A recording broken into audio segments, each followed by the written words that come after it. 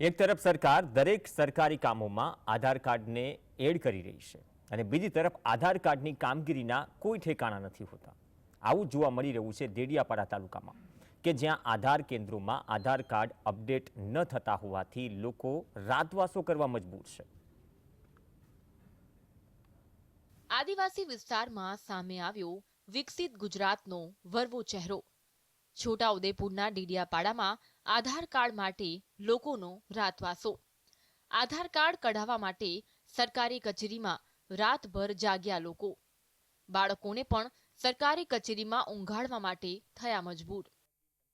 આ દ્રશ્યો છે કે જ્યાં એક પિતા પોતાના બાળકની સાથે સૂતા છે।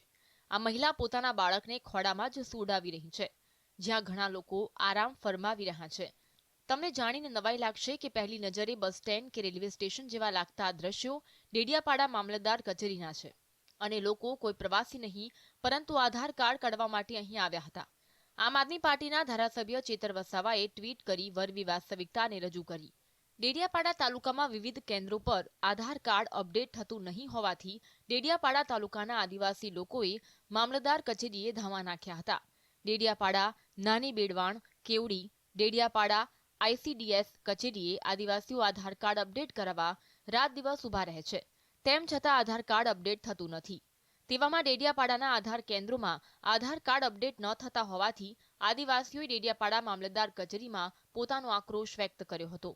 3-4 દિવસ થયા તો આધાર કાર્ડ અમારું અપડેટ નહીં થતું। પછી ત્યાં ગયા ત્યાં બી બંધ છે, બેડવાણ બી બંધ છે, પછી કેવડી બી બંધ છે અને અહીં બહુ ભીડ થાય તો અહીંયા તો અમારો નંબર જ નહીં લાગતો। તો સાહેબ અમારે કંઈ જવાનું ને અમે તો ખેડૂત તો છે નહીં, અમે મજૂરિયા માણસ તો અમે કંઈથી પૈસા લાવીને રોજના ધક્કા ખાઈએ। ડેડિયાપાડા આધાર કાર્ડ અપડેટ કરાવવા આવેલો છોકરાનો, હજુ કંઈ થયું નહીં। 6 વાગ્યાનો લઈને રખડું છું આ છોકરાને। આ PSC પર ગયો ત્યાં બી 80 જણાને લીધા, પછી મામલતદારમાં આવ્યા ત્યાં બી કોઈ નિરીક્ષણ આવ્યો નહીં। હવે અમારે શું કરવું? આવી રીતે છોકરાઓને લઈને દોડવાનું કે નોકરી કરવાનું કે પછી શું કરવાનું? સરકાર દરેક કામમાં એક તો આધાર માંગે છે અને બીજી તરફ લોકોને આધાર કાર્ડ સરળતાથી મળી રહે તેવી વ્યવસ્થા પણ કરતી નથી।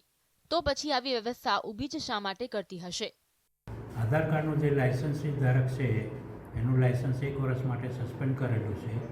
નવી કીટ માટેની માગણી કરેલી છે। નવી કીટ આવશે એટલે આપણા ત્યાં આધાર કાર્ડની કામગીરી ચાલુ થશે।